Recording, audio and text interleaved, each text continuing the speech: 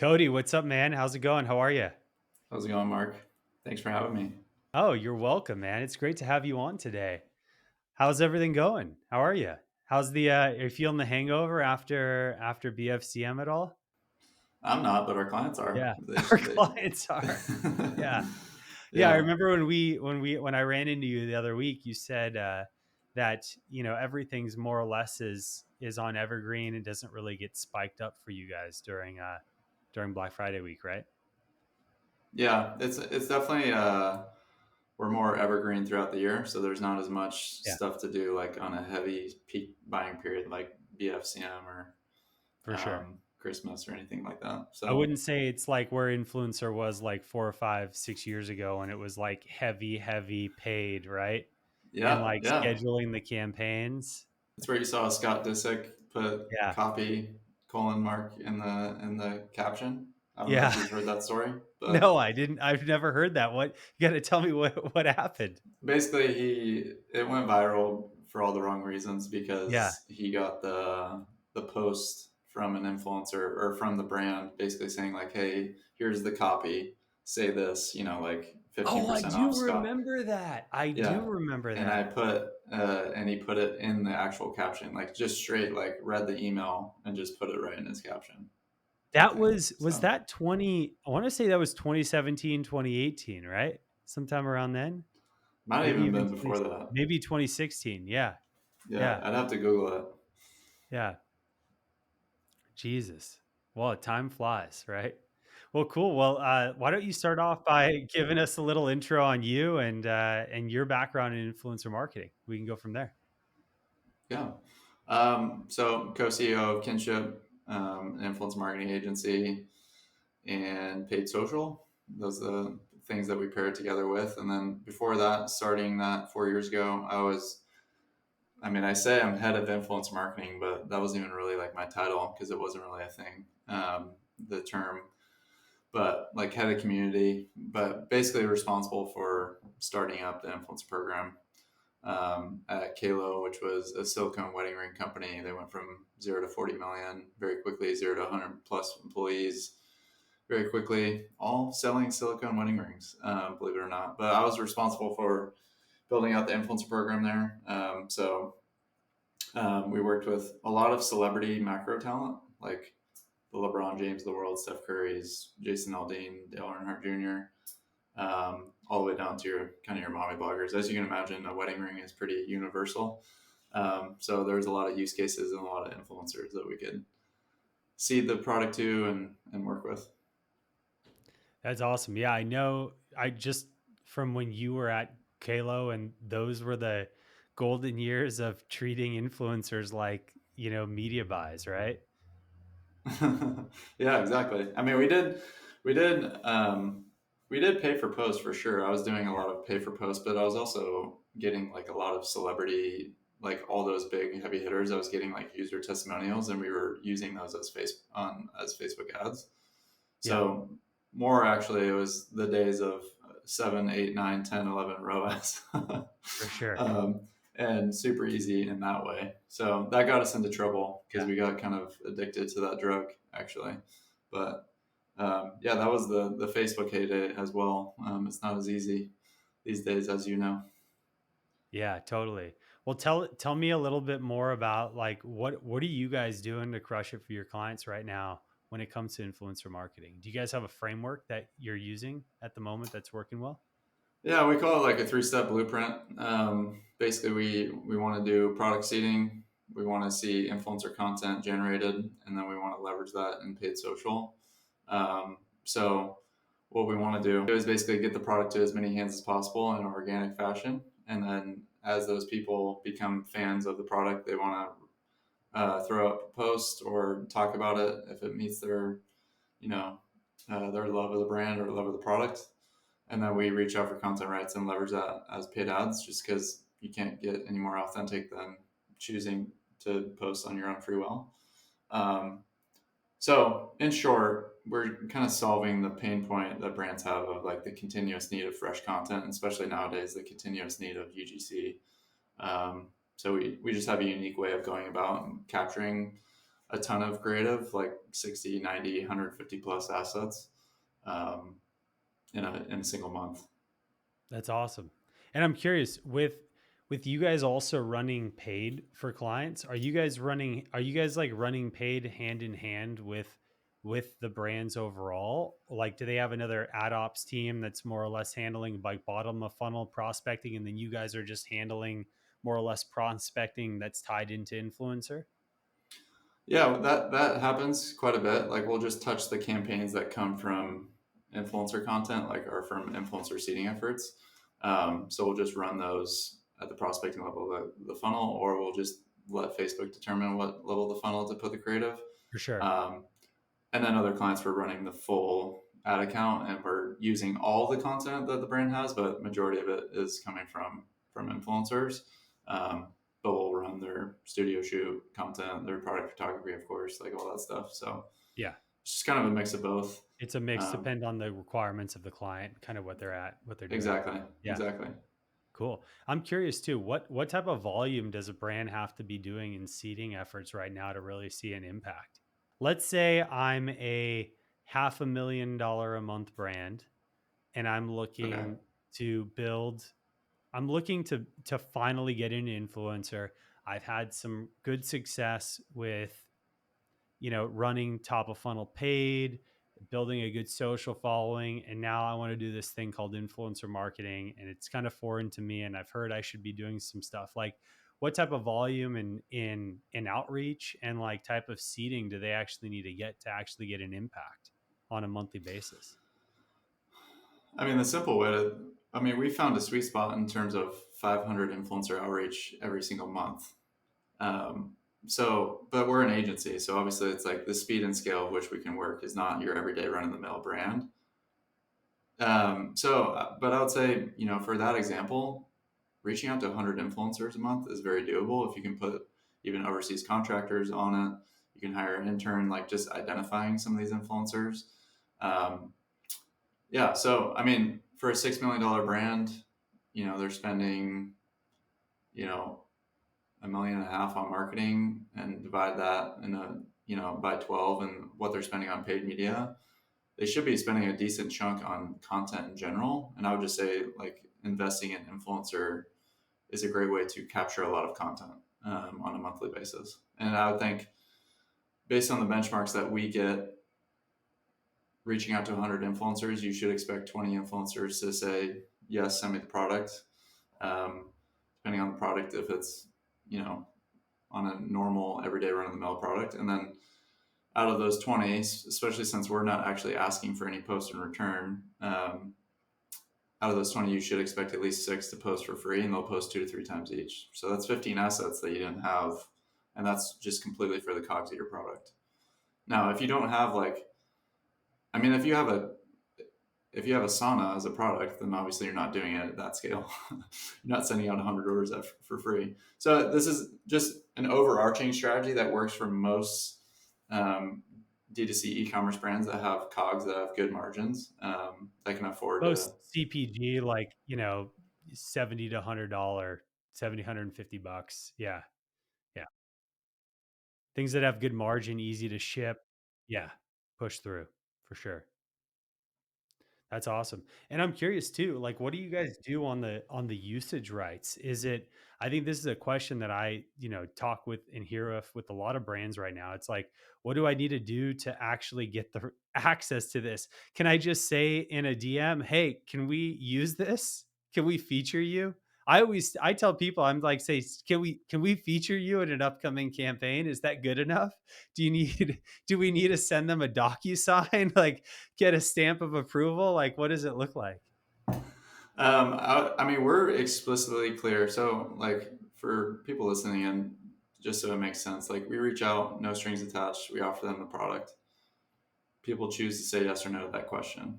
Then, once they get the product, they choose completely to post on their own free will. We see a minimum of 30% of people will still post. And those are the people that are obviously big fans of the product and brand at that point, right? So when we reach out for content rights and usage rights from those people, which is the only people we're doing it for, obviously, they're obviously big fans of the product. And because we started the relationship what I would say the right way, we see like 90% of these creators granting rights for free. However, we're not asking for perpetuity right away. But we are explicitly clear on how we're going to use the content because I think that's important just to avoid issues. So we are clear about, hey, can we use this content for 30 days within Meta and TikTok ads, or whatever the platforms that they're posting on. So featuring you, sadly, I don't think is explicitly clear. Probably most influencers are thinking you're going to feature them organically, not on a paid ad. So that's probably why you got success right there. But it is very important. Like whether you're using our strategy of seeding or you're using influencers, like if you're contractually working with them, you absolutely need usage rights. It's just 100%. Otherwise, just don't do it. If it's only going to be an organic play, I wouldn't recommend spending the money. 100%. It's just not going to get an ROI off of it at the end of the day. Let's say there's an influencer or a group of influencers that you seeded products to, you haven't heard back, but you'd like to work with them. Do you ever follow up and say, hey, could we do something? Can we schedule an agreement? Do you guys get a budget from the client to say maybe a couple $1,000 a month that you can seed over so many people to actually say, hey, if I give you $300, can you give us 2 or 3 different creatives in video form, maybe an unboxing, maybe a product demo? Yeah. I mean, we don't, as an agency, we're not like, we do up to 5 follow-ups because we're obviously motivated to get as many people opting in as possible. But like, if you're a brand internally, there's definitely nothing wrong with following up. However, I would just be careful with like, if your first message is, hey, we just want to get you the product, you don't respond. And then I'm immediately going, hey, like, will you post? Or like, hey, well, like you just have to navigate those conversations a little bit. At the end of the day, they're human, and it just depends on if you're impatient, it's just going to depend on the price point. Like, if you're just not wanting to wait to see if they actually are an organic fan of the product. And are you guys doing much with whitelisting through accounts too and doing any type of paid engagements that way? On TikTok, we are on through Spark ads, just because it's easier, a whole lot easier. And is it when you say it's just a whole lot easier to get access to their accounts and to run it than it is in Meta at the moment? Yeah, I would just yeah, it's still like I think because there's a lot of hoops to jump through on Meta, it's just a lot like people think that they're giving up their social security card or something like that. So we just don't even bother on TikTok. Yeah, on TikTok, it's just easy for them to provide a Spark code and they just say, yes, here's the Spark code. And then you just use that. Um, so it's just less hurdles to jump over. Easier access, easier ways. And are on the outreach, are you guys using any specific outreach tools? Is it like mostly just you guys have your own proprietary system? Is it through DMs? You guys do anything through email or any other means? It's majority email actually, and we use tools to make email more efficient. But we're not. Yeah, we're using a lot of. We have some proprietary software, like a Shopify app that we handle like the order placement process for our clients. Cody, tell us a little bit more about the Kynship app and kind of what you guys have done with that, because I know it's been live for like 3 years now, right? Something like that. Yeah, pretty close. It's kind of crazy actually to think about. But yeah, essentially it just zeroes out orders at scale on the Shopify backend. So if you've ever sent out a free order to anybody, whether it be your mom or an influencer, or send it to B2B business, um, it's incredibly time consuming. So as you might imagine, we get 100 addresses, and we got to do that on behalf of our clients. So we get to take that off our plate through the Kynship app. Which is now called the Influencer Seeding app, actually. Influencer seeding app, some SEO to the back end of the app, Yeah. huh? Yeah, That's exactly. awesome. That's good to know. But yeah, I mean, if you're slinging it around, we got to get you some commission on that. So just Get let me me know. get me a code, man. Give me a code. I'll slang it. Okay. That's awesome, man. So what else is next for you guys? Like, where do you guys see yourself in influencer marketing like over the next 2 to 3 years? I know you said a lot of stuff has been moving to the paid front. Spark ads? Like, where do you see the future with influencer marketing? What are you excited about? Yeah, I get this question all the time. Honestly, I think it's just like more importance on content, which we've clearly seen. I think TikTok has actually a lot of contribution to that. It's just the For You page and all these different Yeah. things, and brands are focusing on content, less on follower count, less on the audiences themselves. Um, and then you've just seen like, I mean, it seems like every day there's a new UGC platform popping up, right? Like with UGC creators and all these different making it Yeah. like easy access. I think yeah, the more and more brands just need to solve that continuous need of content and like what's their pipeline for that. Um, and so yeah, influencers I think are just a great pipeline for that if you go about it in the right way. So it'll be interesting. Uh, I definitely see that in 2023, just like a continuous rise of importance of that. So yeah. Nice. How about you guys? What are you guys doing? How are you guys doing on the agency front? What type of clients are you guys mostly looking for right now? Well, I mean, you already mentioned a lot of them, like consumer packaged goods brands. We just our process is just set up for success for, and specifically like this health and wellness category is just a great category for us, and we've seen a ton of success, especially if you have like sustainability, eco-friendly. If you're vegan, if it's paleo, if it's keto, like I'm I'm curious too, within influencer marketing, is there certain like niches within or categories with influencers that just kill it more than others? Like, do CrossFitters work really well to sell Beam versus, a vegan hiker? Like, I'm curious. You guys got to probably have some insights or tags into like what influencer audiences have buyers that actually react well to it. it's all the ones that I mentioned just now, like eco-friendly, sustainability, like the yeah, if you're in that health space that's like not in the normal like just eat meat and pasta, but it's like okay, this is low sugar, this is alternatives, like this is all that stuff, then you're set up for success with influencers. And certainly just on a macro level, female, like if you're a female brand, you're going to find a lot of success with influencers more than males. Yeah, just for whatever reason, they're just better on camera, better at creating content. Um, so yeah, that's not our role that we're jumping into anytime soon. Yeah, totally. And I'm also curious too. What is your what's post production process looks like? Like, how much time do you guys spend in post when it comes to like editing out assets before you actually push it live?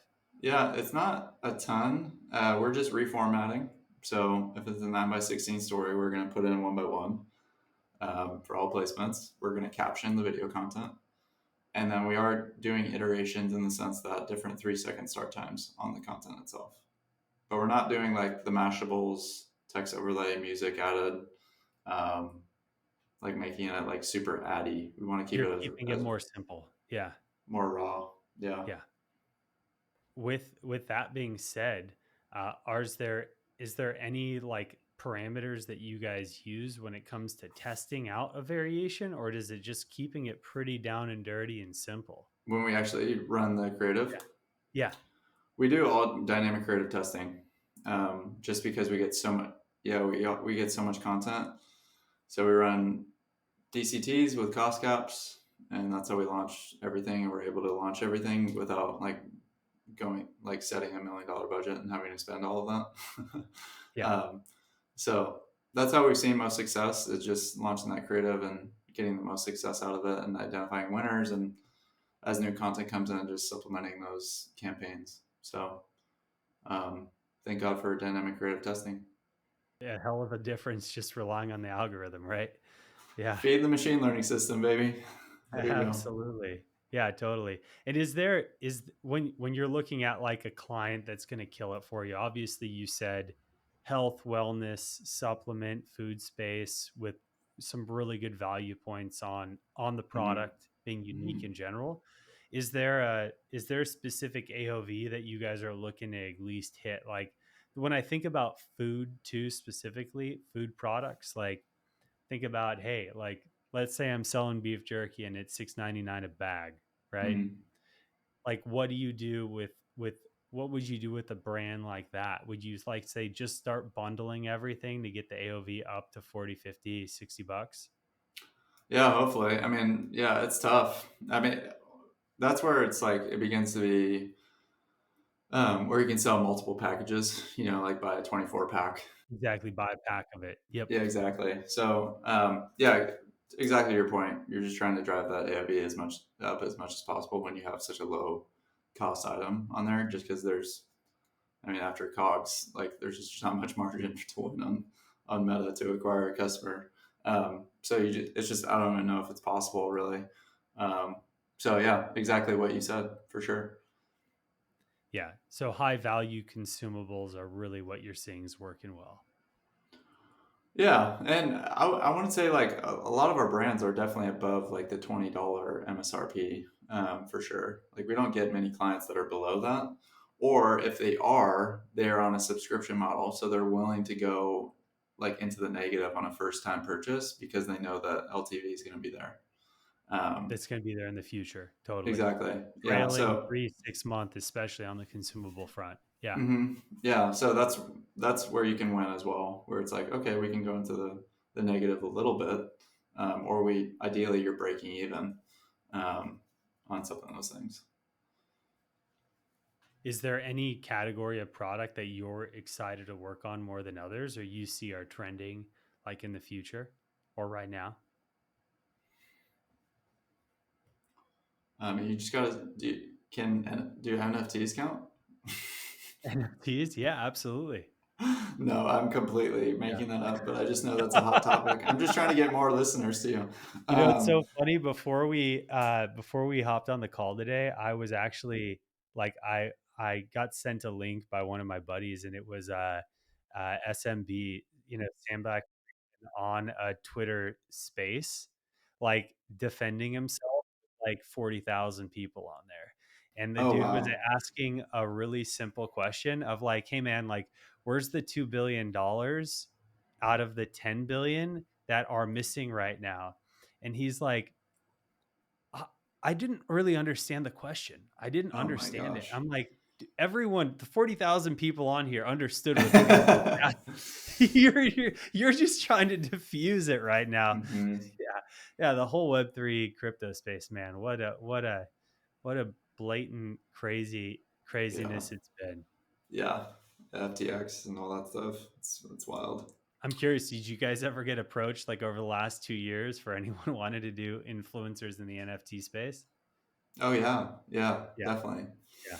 I mean, it's not like a ton, Yeah. but there's definitely people like that had crypto or were trying to promote their NFTs, and it doesn't work with our process, obviously, because it's not a physical product. But yeah, so who knows what will happen? It's wild times we're living in, man. It's true. It's very true. Dude, it's great having you on today and being able to talk a little bit about the cool stuff you guys. I mean, I remember the first time we met, it was at one of the Shopify events at Shopify Growth Labs. And to just see like all the things that you That's guys right. have done over the years, building a course, launching the app, like having some success with such big brands, it's been really cool to see that. I So I'm appreciate that, stoked to Mark. hear you Yeah. guys are doing well. And if anyone wants to get in touch with you guys or is interested in influencer marketing, do you have any type of like process for people to reach out to you that we can put in the show notes for this? Yeah. I mean, if you want to work with our agency, KYNSHIP, kinship.co.